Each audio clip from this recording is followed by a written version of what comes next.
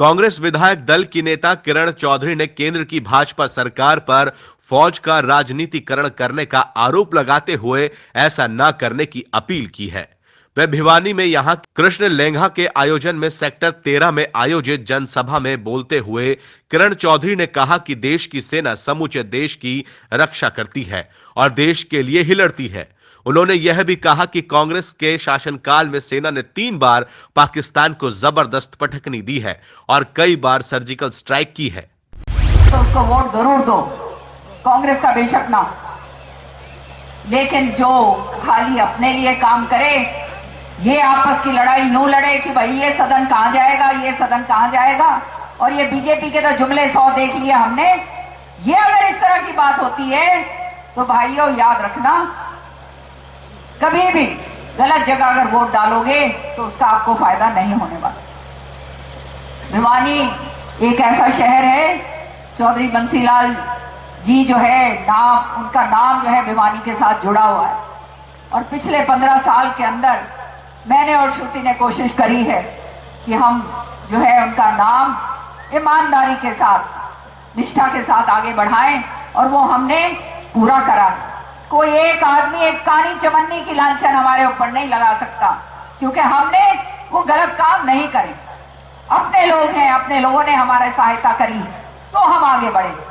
तो आप लोगों को अब समझना है, सोचना है, ये समय आ गया, और ये बार बार जैसे मैंने कहा समय नहीं आता।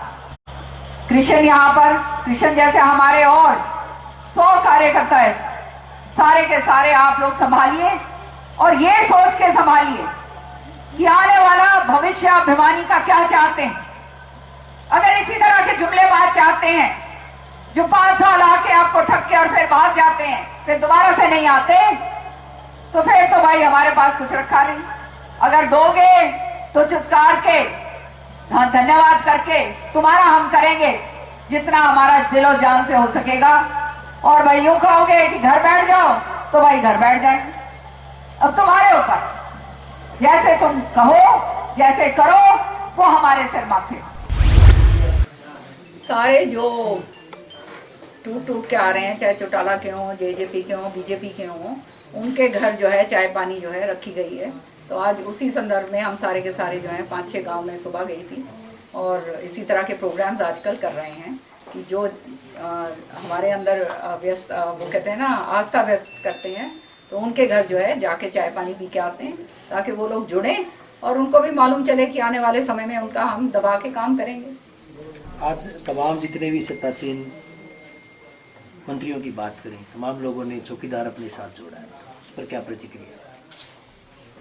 क्या जोड़ा? ट्विटर अपने साथ चौकीदार लगाना शुरू कर दिया आज से सबने। बीजेपी वाला आज ही प्रधानमंत्री जी ने पहले अपने नाम के साथ चौकीदार जोड़ा, मैं भी अपने नाम के साथ चौकीदार। भाई हम सारे चौकीदारों की बात नहीं करते, हम तो खाली कहते हैं प्रधान चौकीदार चोर है, समझ गए ना। और सारे चौकीदारों की बात नहीं है, बाकी जो भी कह रहे हैं करते जाओ। हमने, राहुल गांधी जी ने कहा है कि वो एक, पर मैं उसके साथ और जोड़ दूं, प्रधान चौकीदार जो है वो है, उसका कहते हैं साफ नजर आता है क्या राफेल के अंदर कर दिया, किस तरह से। आज मैंने 3-4 चीजें पूछी हैं आपके जरिए, वो मैं पूछना यही चाहूंगी कि धारा 370 इन्होंने कही थी हटाने के लिए, कही थी नहीं कही थी, जोर शोर से कही थी कि हम देश के कहते हैं बाशिंदे हैं और हम जो है पेट्रियट हैं, धारा 370 हटाएंगे। आज बताओ भाई, धारा 370 का 5 साल के अंदर जिक्र नहीं करा। अब वो बोल रहे हैं कि जवाहरलाल की देन है चाइना से भैया, अब वो बात कहाँ से चल रही? देखो, देन चाहे ये कुछ भी कह देंगे, बात ये है कि आज भारी बहुमत से लोगों ने इनकी सरकार बनाई। इसीलिए तो बनाई थी क्योंकि इन्होंने कहा कि हम राम मंदिर बनाएंगे, हम 370 धारा दूर करेंगे, हम जो है एक सर के बदले जो है 10 सर काट के लाएंगे, हम महंगाई कम करेंगे। इसलिए तो दिया था, हम 15 लाख रुपए जो है हर एक के खाते में लेकर आएंगे, इसलिए लोगों ने दी थी ना वोट। तो आज वो तो है सारा का सारा जुमला साबित हो गया। कांग्रेस पार्टी ने कोऑर्डिनेशन कमेटी बनाई थी 2 दिन पहले, और 2 घंटे बाद विड्रॉ कर ली वो कमेटी, क्या करना? नहीं, वो एक्चुअली वो गलती से हो गई, क्योंकि वो 3-4 कमेटियां और बनेंगी, उसका जो है वो सबका इकट्ठा समन्वय करके होना था वो। और उस समय मेरे ख्याल में आजाद साहब जो हैं बाहर गए हुए थे, तो ऐसे कुछ बात हुई थी जो मुझे पता चली है। हाँ। हरियाणा में आप सीएलपी लीडर हैं और कहीं न कहीं महागठबंधन की भी चर्चा है, चाहे दिल्ली में आम आदमी पार्टी की बात करें, हरियाणा में किस तरह की गठबंधन हो सकता है कांग्रेस? भैया हरियाणा में कोई गठबंधन कांग्रेस तो करेगी नहीं, क्योंकि कांग्रेस मजबूती के साथ जो है अपने आप में सक्षम है, लड़ेंगे और जीत के आएंगे। बीजेपी और इनेलो के गठबंधन की भी बात कहीं न कहीं मैं चर्चा तो है। शुरू से कहती आई हूँ कि ये तो हमेशा से बी टीम रही है। इन्होंने 5 साल अपने खूब काम निकलवाए, हर तरीके के काम निकलवाए। अब जो है सामने आई गई है बात असलियत के अंदर। तो ये लोग तो केवल अपना राजनीतिक मकसद सिद्ध करने के लिए जो है ये लोग काम करते हैं। इनको लोगों के काम से कोई सरोकार नहीं। आप देख चुके हैं 5 साल के अंदर नजर आ चुका है, हर एक वर्ग त्रस्त है। आप किसान भाई को देख लो, वो दुखी है। कर्मचारी देख लो, वो दुखी है। महिलाएं देख लो, वो दुखी हैं। जो हमारा व्यापारी है वो दुखी है। हमारे सारे के सारे तो आंदोलित हैं। सारे लोग जो हैं आंदोलन करके सड़कों के ऊपर उतर रहे हैं। चाहे हमारे बस के कर्मचारी हों, चाहे मिड डे मील वर्कर हों, चाहे आंगनबाड़ी वर्कर हों, सारे जो 154 वायदे करे थे इन्होंने, 154 वायदे में से एक वायदा इन्होंने पूरा नहीं करा। तो आप ये बताओ फिर क्या ये जो है सारा का सारा जुमला साबित तो हो ही गया। 5 साल लोगों ने देख ही लिया और अब ये राजनीति करना चाहते हैं अपने फौजियों के ऊपर। तो ये बात जो है ये सही नहीं है, क्योंकि मैं भी एक फौजी परिवार की बेटी हूँ। मेरे पिताजी 3 जो है युद्ध के अंदर जो है उन्होंने कमांड करा है, उनको गोली लगी है, उन्होंने कमांड करा है सर्जिकल स्ट्राइक। हमने तो कभी ये बातें सुनी नहीं थी। तो ये तो शुरू से होती आई। अब इसके ऊपर अगर आप जो है राजनीति करो तो ये बड़े दुर्भाग्य की बात है, क्योंकि इसके लिए फौज जो है वो हमारी सबकी है और हमारे को गर्व है हमारी फौजियों का। और मैं तो एक फौजी बेटी होने के नाते इस बात को जानती हूँ कि जब ये सारा कुछ होता है तब तो जो है बहुत सारी बातें करी जाती हैं, बाद में फौजियों का पूछता नहीं कोई भी। सच्ची बात है, मैं तो परिवार से बिलोंग करती हूँ। मैं तो देखा है अपने परिवार में किस तरह से मेरी माँ जो है, मेरे पिताजी जो हैं सरहदों के ऊपर हमेशा पोस्टेड रहते थे। हमने अपने कैसे काम, मेरी माँ ने हमारे बच्चों को कैसे पाल पोस के बड़ा करा। तो ये तो सच्चाई है। और आज आप फौज के ऊपर अगर आप जो है राजनीति करते हो तो समझ आती है कि इसका मतलब आप बिल्कुल खोखले हो चुके हो। तभी आप जो है आपको ये सहारा लेना पड़ रहा है, वो भी झूठ का। चरखी दादरी में किसान 17 दिन से धरने पर है D-152 के नाम पर। कहीं न कहीं ये कहा गया है कि एनसीआर क्षेत्र से दूर क्षेत्र है, इसलिए उनको मुआवजा नहीं दिया जाएगा। किसान लगातार सड़कों पर है, इस पर क्या कहेंगे? श्रुति ने जाके समर्थन अपना वहाँ पे चरखी दादरी में दिया है। श्रुति ने एनसीआर के अंदर अपने इलाके को डलवाया था और एनसीआर का जो मुआवजा मिलना चाहिए वो उनको मिलना चाहिए। कांग्रेस कब तक प्रत्याशी अपने घोषित करेगी? प्रत्याशी तो जी अब हरियाणा तो 5th फेज के अंदर है, 6th फेज में है, तो आखिरी में ही जाके होंगे। कोई प्रत्याशियों का तो कोई ऐसी वो नहीं है हमारे। तो ज्यादातर मोटी तौर पे तो सारे पता ही है कौन कहाँ से लड़ रहा है। 1-2 सीटें हैं जहाँ पर अभी थोड़ा चयन करना पड़ेगा। 3 सीटें हैं, वो बाद में हो जाए। 7 लगभग तय है। 7 लगभग तय है। हाँ 7 सीटें लगभग तय। तो चुनावी मुहिम की शुरुआत हो चुकी है माना जाए, क्योंकि आपने पहले कर दी थी जब चुनाव की घोषणा नहीं हुई थी। मुद्दों की बात करें मैडम, मुद्दे क्या क्या हावी रहेंगे खासतौर पर इस लोकसभा चुनाव में? मुद्दे क्या हावी रहेंगे जी? अब हम तो विकास की बात करते हैं और ये करते हैं जुमलों की। जुमला और विकास के बीच में आप खड़े हैं। अब लोगों को ये समझना है कि भावनाओं के अंदर जिस तरह से ये लोगों की भावनाओं से खेलने की कोशिश करते हैं चुनाव के अंदर, वो लोगों को जो है उससे अपने आप को बचाना है। और जो ये जातिवाद जो इन्होंने फैलाया, ये जातिवाद का जो इंजेक्शन है, इन्होंने जहरीला इंजेक्शन लगाया है, इस इंजेक्शन से बचना है। क्योंकि इनके पास जात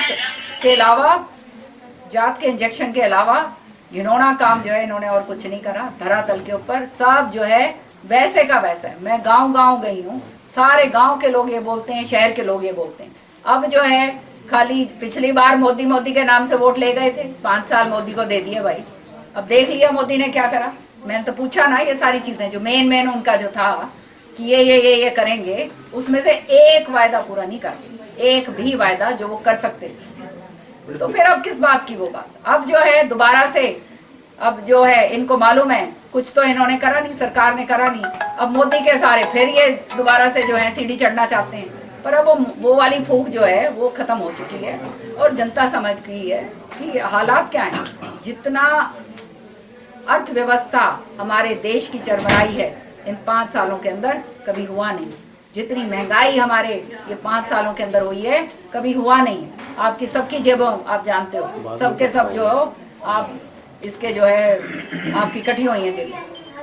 तो ये सारी चीजें जो हैं ये आप देख रहे हैं कि ये केवल जुमले और बड़े बड़े लच्छेदार भाषण जरूर दे सकते हैं, उसके अलावा कुछ नहीं। बीजेपी बोल रही है कि हरियाणा में हमें लोगों को रोजगार दिया है, निष्पक्ष दिया है, पढ़े लिखों को दिया है। अच्छी बात, अपना इसमें रोजगार सबने दिया है, रोजगार इन्होंने भी दिया। मैं तो कहती हूँ अच्छी बात है रोजगार दिया है, लेकिन मैं एक बात और आगे करना चाहती हूँ कि जो बीए पास हैं, जो एमफिल पास हैं, वो आप पीएन बना रहे हो, तो जो हमारे बच्चे 10+2 पास हैं, 10वीं पास हैं, वो कहाँ जाएंगे?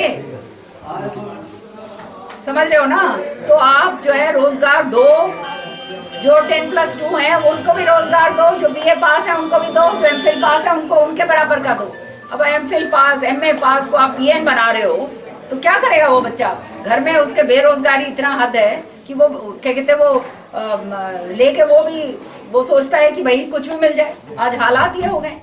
कहा तो इन्होंने ये भी था कि 2 करोड़ जो है नौकरियां हर साल देंगे। 2 करोड़ मतलब 10 करोड़ नौकरी 5 साल के अंदर आ जानी चाहिए थी।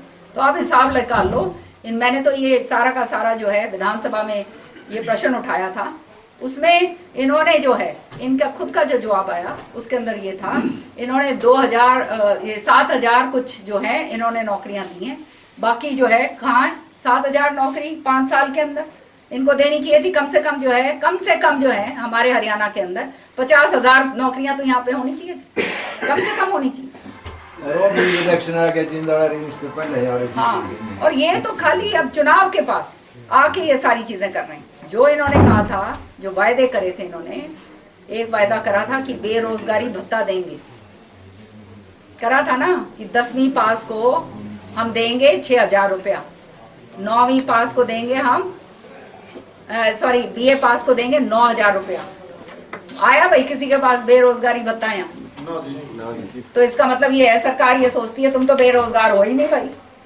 सच्ची बात है। और क्या है? तो ये ऐसे वायदे करके आए थे जो इन्होंने वायदे पूरे करे नहीं। और चुनाव जीतने के लिए कुछ भी कर सकते हैं भाई, हर हद तक जो है ये जा सकते हैं, हर हद पार कर सकते हैं। ये अब जनता को एक बारी दे दिया, परख लिया, देख लिया। अगर दोबारा से उसी तरह से अगर वहीं पे अगर बहोगे तो भाई फिर वहीं 5 साल, अभी 5 साल 10 साल पीछे हो गए, फिर 20 साल और पीछे हो जाना। वहीं किरण चौधरी ने बाडड़ा में पार्टी कार्यकर्ताओं की बैठक को संबोधित किया। इस अवसर पर उन्होंने कार्यकर्ताओं के साथ लोकसभा चुनाव की रणनीति पर विचार विमर्श किया और जरूरी निर्देश दिए। 4 चीजें हमने तय करी हैं। पहली बात तो ये है कि किसान का जो खाता जो पूरा का पूरा कर्ज के साथ उसका जो खाता भरा पड़ा है, 24 घंटे के भीतर जो है उसका खाता साफ करेंगे और किसान का कर्जा माफ करेंगे। पहली बात तो ये। दूसरी बात, जो आज के दिन प्रीमियम जो ये काटा जा रहा है किसान की जेब से जबरन, और ना चाहते हुए भी किसान के जबरदस्ती उसके काटा जा रहा है, वो प्रीमियम जो है वो सरकार की तरफ से भरने की बात करेंगे जैसे कांग्रेस टाइम में हुआ करता था। तीसरी बात, समान बंटवारे की बात मैं करती हूँ। पानी का समान बंटवारा जो है पानी का वो होना चाहिए, जो हमारे साथ आज नहीं हो रहा है। और आज हमारा इलाका दक्षिण हरियाणा पूरी तरह से प्यासा है, तो समान बंटवारे का पानी का भी जो है वो बात हम करेंगे। जो मोदी ने चलाया। और चौथी बात, जो न्यूनतम जो है वेज, जो गरीब आदमी जिसके पास कुछ भी नहीं है, ना खेती है, ना बाड़ी है, ना नौकरी है किसी तरह से, उसको न्यूनतम जो है गारंटी जो है कांग्रेस पार्टी उसको देगी। और न्यूनतम गारंटी के साथ साथ उसके खाते के अंदर पैसे जाएंगे। हर कोई चौकीदार कैंपेन चलाया, उस पर क्या कहेंगे? उसमें मैं ये कहूँगी कि सब जानते हैं चौकीदार ये चोर है, और प्रधान चौकीदार जो है उसने तो राफेल के अंदर जो करा है सबके सामने है। और सारे चौकीदारों के ऊपर बात नहीं है, ये सोचते हैं कि पिछली बार चाय वाले के नाम से इसी तरह से ये चौकीदार के ऊपर ये ले जाएंगे। लेकिन सारे के सारे जो कह रहे हैं मैं चौकीदार हूँ, तो जो ये कह रहा है मैं चौकीदार हूँ उसका भी जरा पीछे देख लेना। कौन कौन मंत्री कह रहा है मैं चौकीदार हूँ, उसने कितनी चौकीदारी करी है और कितना गबन करा है वो भी पता कर लेना। 19 दिन से किसान धरने पर बैठे हैं दादरी में। दादरी के अंदर जो किसानों के साथ हो रहा है बड़े दुर्भाग्य की बात है, क्योंकि एनसीआर के अंदर श्रुति चौधरी ने इस इलाके को लेकर आई थी, इसलिए लेकर आई थी कि एनसीआर के जो भाव हैं वो हमारी भूमि वालों को भी मिले, हमारे किसानों को भी मिले। और ये जो सरकार कर रही है ये बड़ी गलत बात है और इसका जो है हम पूरी तरह से विरोध करते हैं। कोऑर्डिनेटर कमेटी बनाई थी, 1 घंटे बाद उसको रद्द कर दिया गया। नहीं, रद्द नहीं करा गया। आज 1 बजे गुलाम नबी जी वो कर रहे हैं, वो सारी इकट्ठी कमेटीज जो हैं वो देनी थी, वो एक कमेटी निकल आई थी। और वो ही नहीं, 5 साल के अंदर देख लिया सारे देश ने कि देश को विभाजन करने के अलावा जाति पाति के अंदर भाईचारा को खत्म करने के अलावा कुछ नहीं करा। जो गरीब वर्ग है, जो मध्यम वर्ग और गरीब वर्ग है, उसको तो मार के खत्म कर दिया, चाहे किसान हो, चाहे बेरोजगार हो या अपना व्यापारी वर्ग हो, महिलाएं हैं, कुछ भी तो नहीं छोड़ा। कुछ पूंजीपति जो हैं उनको फायदा जरूर पहुंचाया, वो पूरी हमारे देश की जो है पूंजी ले लेके भाग गए, काला धन ले लेके भाग गए, उनको जरूर फायदा पहुंचाया, बाकियों को तो मार के डाल दिया। इससे महागठबंधन कांग्रेस अपने दम पर लड़ेगी और जीत कर आएगी। इस क्षेत्र की सबसे पहले खबर पाने के लिए चौधरी न्यूज एजेंसी चैनल को सब्सक्राइब करें और बेल आइकन को दबाना ना भूलें।